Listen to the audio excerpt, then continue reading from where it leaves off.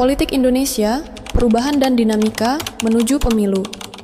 2024 politik Indonesia di tahun 2025 diprediksi akan berada dalam tahap transisi yang penting, terutama setelah pemilu 2024 yang akan menentukan arah kepemimpinan Indonesia untuk periode berikutnya.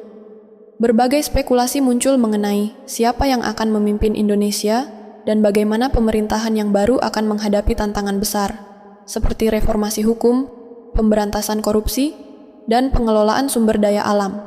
Pola politik populisme mungkin akan semakin berpengaruh di Indonesia, mengingat tingginya tingkat ketidakpuasan terhadap elit politik dan ketimpangan ekonomi. Partai-partai politik akan berlomba-lomba untuk menarik perhatian segmen pemilih yang lebih muda dan urban, sementara isu-isu sosial seperti pengangguran, pendidikan, dan kesehatan akan menjadi bagian penting dari agenda politik. Selain itu, ketegangan antar kelompok etnis dan agama, serta polarisasi politik yang semakin tajam, dapat menjadi faktor utama yang mempengaruhi stabilitas politik Indonesia. Oleh karena itu, negara harus mempersiapkan langkah-langkah untuk meredakan ketegangan sosial dan memperkuat sistem demokrasi. Perubahan iklim akan semakin terasa pada tahun 2025, dengan cuaca ekstrem, suhu yang lebih tinggi, dan bencana alam yang lebih sering terjadi. Indonesia, sebagai negara yang rentan terhadap perubahan iklim, akan mengalami dampak yang cukup signifikan.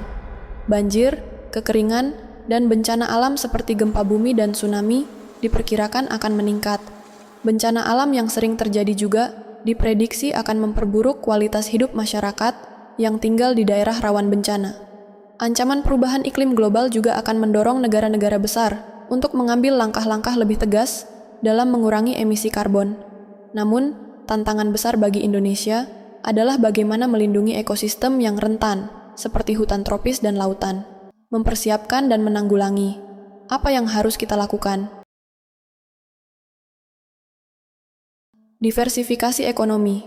Indonesia harus mulai lebih mengembangkan sektor-sektor ekonomi yang lebih berkelanjutan dan berbasis teknologi. Investasi pada sektor digital, energi terbarukan, dan infrastruktur hijau perlu ditingkatkan untuk menghadapi potensi ketergantungan ekonomi yang lebih rendah pada sumber daya alam. Reformasi politik dan hukum. Meningkatkan sistem demokrasi dan keadilan sosial harus menjadi prioritas untuk mencegah polarisasi politik yang dapat memicu ketegangan. Penegakan hukum yang adil dan pemberantasan korupsi harus dipercepat, serta meningkatkan transparansi dalam proses pemerintahan.